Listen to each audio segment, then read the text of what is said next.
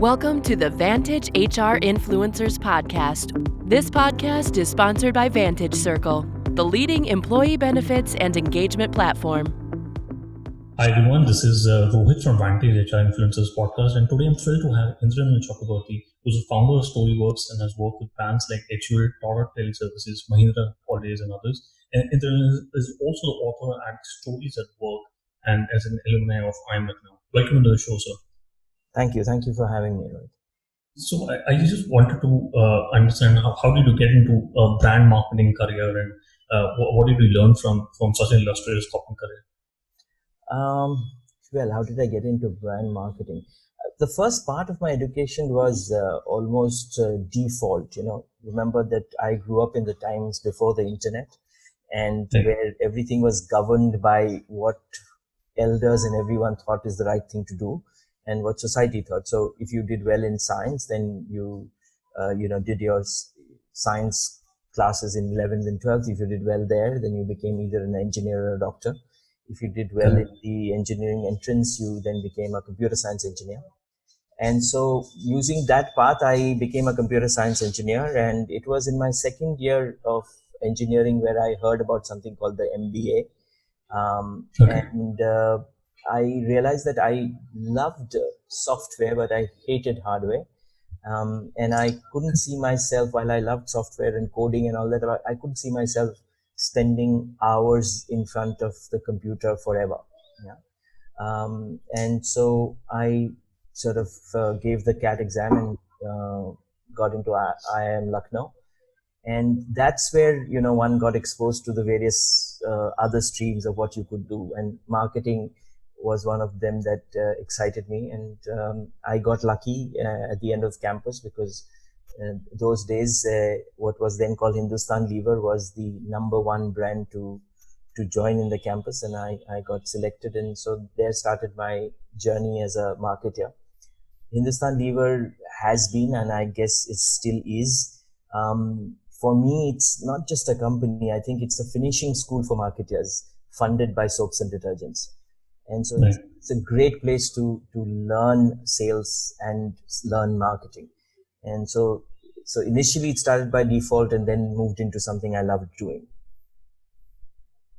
Very interesting. So, since Vantage Influencers is an HR podcast, what you mentioned at times is that business storytelling is the number one leadership and communication skills of the next decade.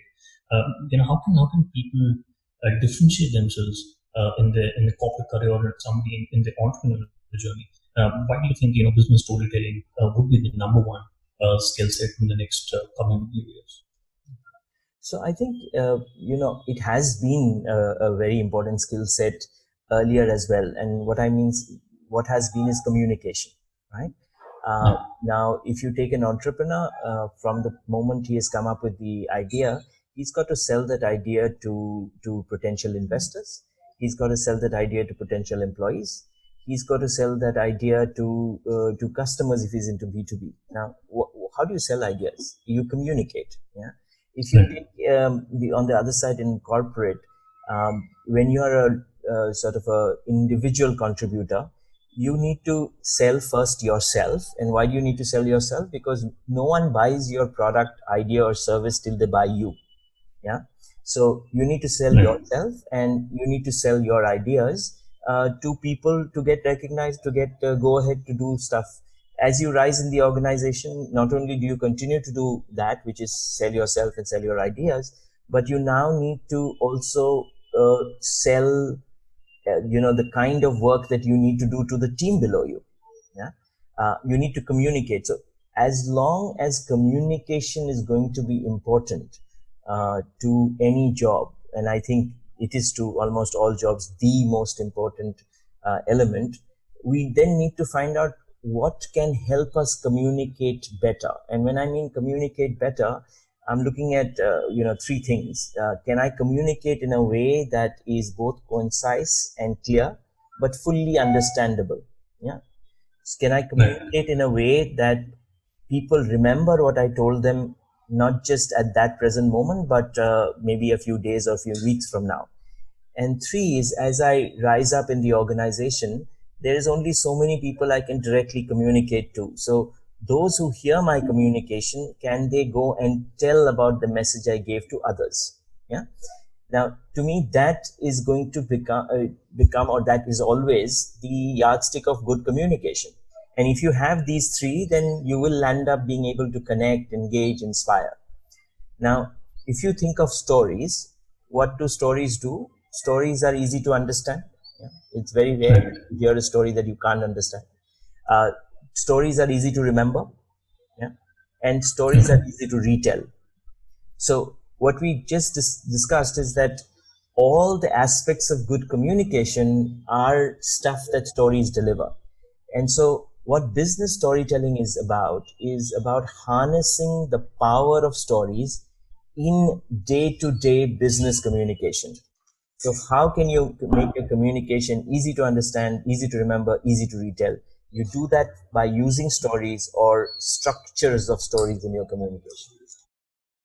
Okay. Do you have any ideas on how can somebody improve their storytelling? Because a lot of business managers are used to giving presentations and showing numbers, but how do your structure through which somebody can improve their storytelling capabilities?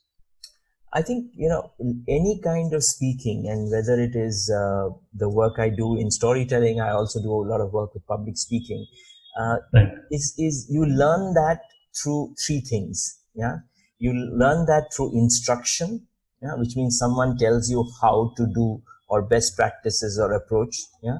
You learn that through imitation, which is you hear someone do it well and you say, I'm going to do it the way he does it or she does it.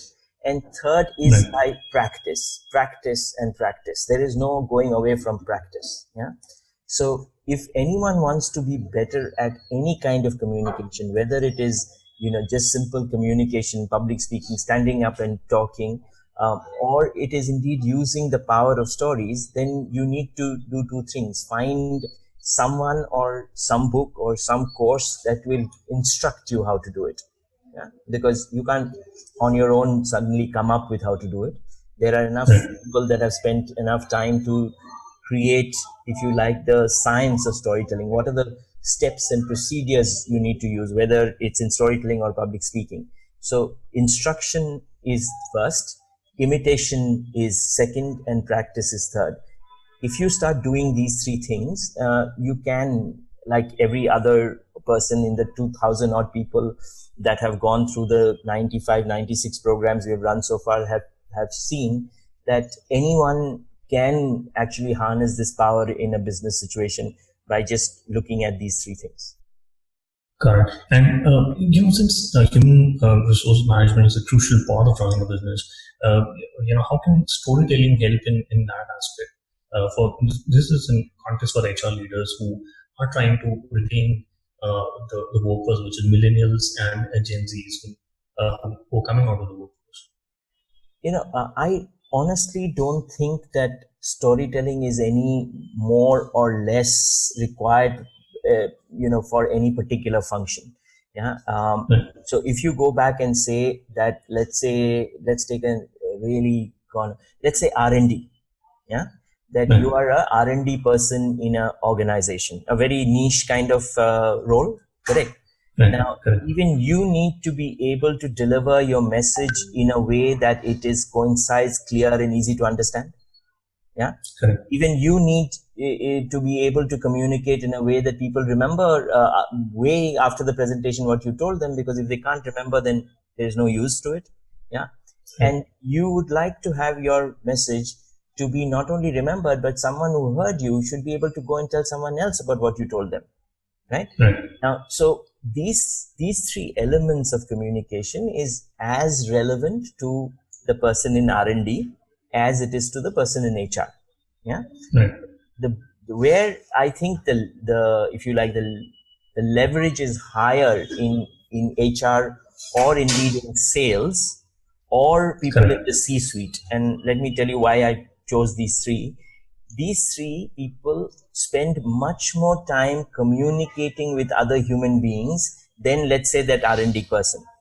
Yeah. Absolutely. Take the R&D person's 8 or 10 hours of a day, and look at how much time he spends on his own or in smaller groups, and how much time he communicates, versus any one of these three cohorts: HR managers or HR leaders, the CEO or the C-suite, and the people in sales. Yeah, these three people, their percentage of time in their job that is spent in communicating, and how critical communication is for them, is higher. Yeah. So whenever, for anyone, and including HR managers, where communication becomes important, and to me, it's not just about millennials or any other cohort. It's about how can you communicate more powerfully to human beings. Storytelling can be a very powerful tool to. Right. So, let's talk about employee experience and engagement. I totally agree that it's not about millennials or Gen Zs. In the last 10 years or so, a lot of people have been jumping around jobs, and that's a good thing for both the parties, employer as well as the employee. But how can effective storytelling by leaders help in improving employee experience and engagement? Okay, so let me just take this question by saying that, after all, an organization or a place to work is like a brand, right? Right. Like a Lux or a soap or a Philips bulb or a Mercedes-Benz car needs to explain to people why they should buy them. Organization needs to be able to explain or share why people should join them and why people should stay in that job. Right. You're with me, right? So that's what people would call an employer brand, right? Now, let's say you want people to stay in your organization. The first thing you need to do is to articulate what are the reasons people should join and stay in your organization. And let's say you say that that's because we give high responsibility to people. People are doing responsible roles. Yeah, let's say that is what one thing you say. The second thing you say is that we invest in people's growth disproportionate to the rest of the industry. Yeah. And let's say the third thing that you say is the purpose of our business in terms of the impact it has to human lives is far more than many other organizations. Yeah. Now, typically what would happen is, after you've come up with these very highfalutin kind of, and very sort of maybe very positive and great reasons for people to join you and stay, the question is, how do you communicate? Because when you go to someone and say, hi, we are an organization that gives responsibilities early, or we are an organization that touches and changes human lives, or we are the organization that helps people learn and grow and be invested in their growth. The question, people, first of all, don't believe you. Yeah. And even if they sort of hear you and partially believe you, they'll forget it in 2 minutes. Because what you've done is made assertions. And assertions are never credible. Now, maybe someone hearing this podcast will say, no, but that's how every company goes about talking about themselves or their products. We are the best at this. We are the fastest at that. This is the best AI product. Now, just imagine, let's say for a minute, we move from products or employers and move to a human being. Let's say a human being came into you and said, hi, my name is Indranil. I am extremely trustworthy. Would you believe him? You won't. It's going to be ridiculous, because now the same thing is true when the company is saying we give responsibilities early. I mean, why is it different from me coming and saying, hi, I'm trustworthy? So if the company has to be able to pass that message that they give responsibilities early, or they invest in learning, or they are a purpose-driven organization, then what they need to do is go back to stories. And here's what I mean by that. If that company indeed gives responsibilities early, there must be 100 such examples of getting responsibilities early. Or indeed, if the company invests in people, there must be 100 of examples of employees that you've invested in. Yeah. So instead of making that assertion, can you tell me a story about a few employees who were given high responsibilities early? and let me come to the conclusion saying, oh my God, that company really gives responsibilities early. Yeah.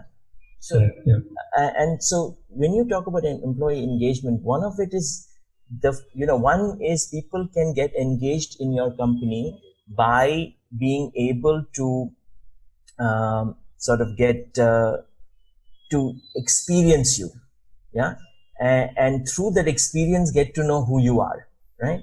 But the other way is, even before they experience you, they can hear stories of other people's experiences and through that believe it. Right. Correct. Yeah. So it's interesting that you talk about storytelling examples, but in a growth economy or when a company is growing, it's easier to boost up the morale. But let's take, for example, the automobile industry is going through a little bit of a downturn, maybe because of new technology like Uber or Ola. So in that case, where leaders have not experienced those sort of downturns because of new technology. What sort of story or what sort of business storytelling would a leader interpret so that the right sort of message goes across to the leaders as well as to the employees working in that industry? Okay, so I'm going to divide this into two parts. One is content and one is delivery. Okay. Right. Now, I am not the best person to decide what should the content of that senior person be who's trying to convince people to go along even though the company is not doing well. Yeah. Right. Unless I'm in that situation and I dig deep into my experience and share, it will be impossible for me to give a generic formulaic response. Yeah. Now, let's assume that any good leader, in depending on situations, knows what he or she would like to communicate. Right? What business storytelling does is helps that person communicate that content that person has come up with. Yeah. In a way that is easy to understand, easy to remember, easy to retell, in a way that is inspirational and sticky. Right? So business storytelling cannot help you come up with the content. Business storytelling is about how do you deliver that content in a very sticky manner. Correct. You've had a long and illustrious career in marketing, sales, and you followed into entrepreneurship. So why did you build StoryWorks? It's always easy to explain things extremely logically when you look backwards. Yeah, and so I can actually create an extremely coherent sort of life path leading to StoryWorks, but it is never like that. Yeah, a lot of things happen, which is both serendipity. A lot of thing is luck. A lot of thing is circumstantial. But just to put the few elements that sort of got me to start StoryWorks, and not in any particular order, is one is. Anyone who knows me for even when those 21 years that I worked would tell you that I have always been someone who would rather not be controlled, rather not be given, how to do things. I'm perfectly okay when companies or bosses told me what they wanted achieved, but I always rebelled as soon as they told me how to achieve that, what they want me to achieve, because I said, that's my business. Yeah, you tell me what you want, and obviously, any such kind of mindset is going to start getting constrained in any formal structured situations like in corporates. Yeah. And so over many years, I have always thought of saying, maybe I should just go and do something on my own. Right. So that's one bug that was there in my head. The other bug that was built over the last 8-10 years was, while that has not worked out that way, but I didn't want to stay in Bombay. I wanted to go off to Goa. Yeah, my wife and I wanted to go to. There was no question of how do I go to Goa, because there wasn't any big company that would give me a job there. Yeah, and so those were there in my back of my mind. The other was I had used storytelling. So I got exposed to storytelling in the last in 2013. I'm not going to get into how that happened, etc. If anyone is interested, the book is takes the people through how I was trying to basically embed value. Value is a very abstract thing, I was trying to figure out how do you get everyone in our organization to understand what, let's say, the values we had articulated. And I wasn't being able to do that more than close to a year. Then I came to know of something called storytelling. And when I used storytelling as a way to embed values, it was magical. So all these three things came together. Here was something that excited me. It was new. This was a space I could go and do on my own. This would allow me to move to Goa. Yeah, right. So all those things that I think just came together at some point in time, and I started Storyworks. We moved to Goa. Of course, after 3 years, the infrastructure, the lack of infrastructure in Goa drove us back to Bombay. But that's really the reasons why I got into an entrepreneurial mode. Nice. And what does Storyworks do? Can you explain to us about it?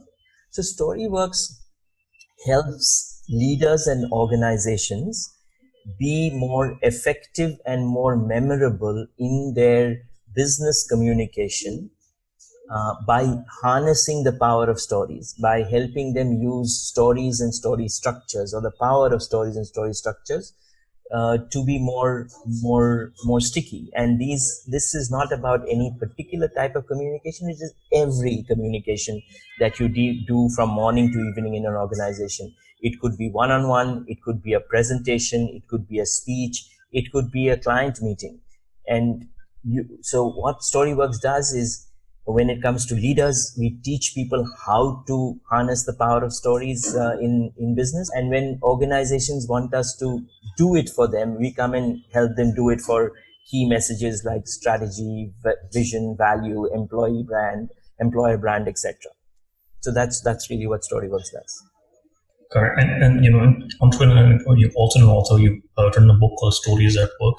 And so what made you write the book?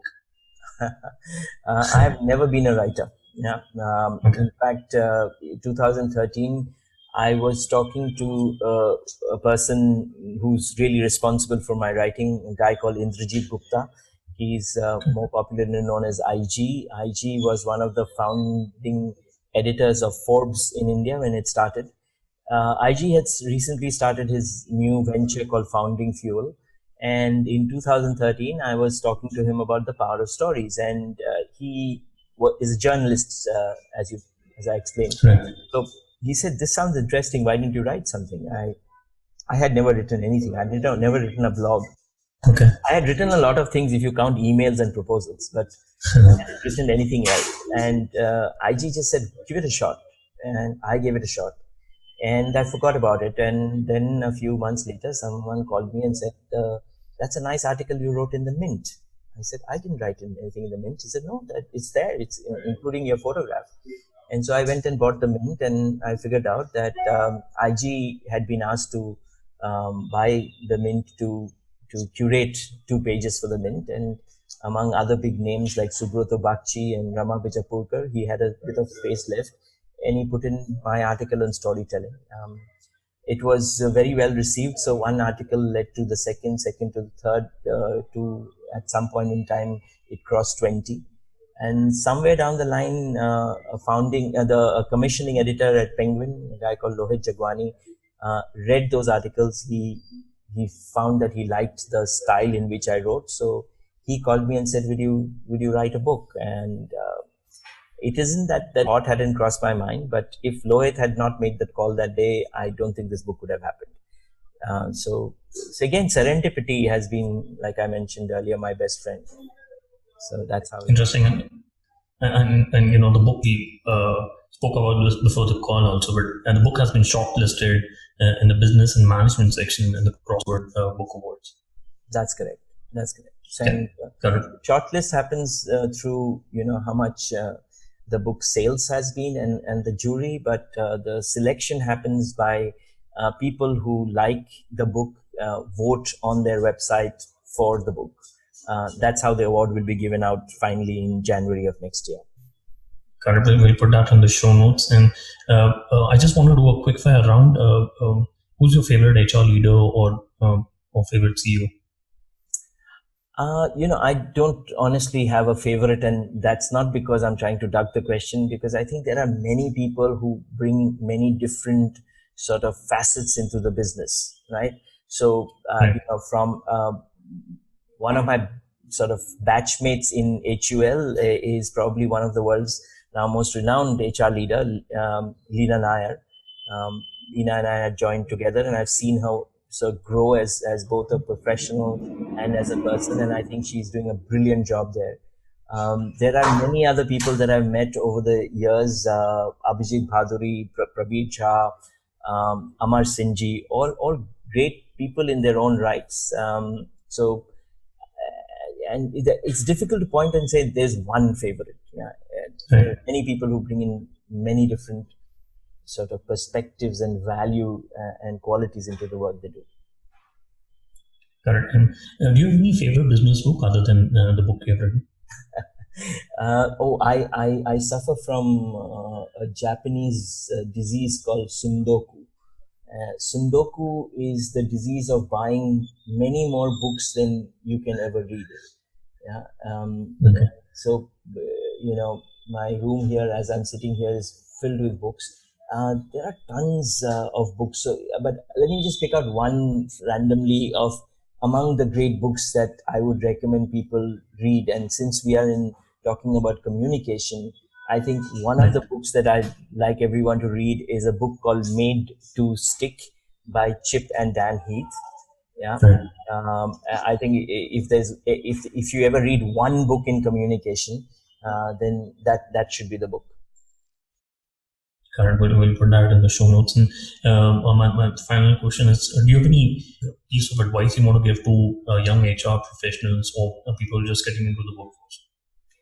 So again, my advice to anyone, it's not just to the HR professionals. If you are talking about advice to people just joining the workforce in any function, comes from my experience that I've gone through, where if I could go back to myself on the first day of my job, I would tell myself 2-3 things. One is I would tell myself, can you try and locate the best boss you can? Don't worry about what the job is or what the company is. Yeah, because in the initial years, it's the best boss who will determine how good you are or how good you become.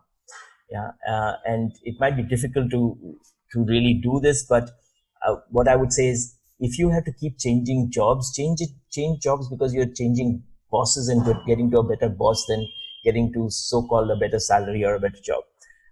The second is learn to listen much more than you speak. And again, that would be an advice I would give myself. And, if I had done these 2 things, I would have been even, richer today than I am in terms of a professional. If I had, people say that you've been given one mouth and 2 ears because of a reason.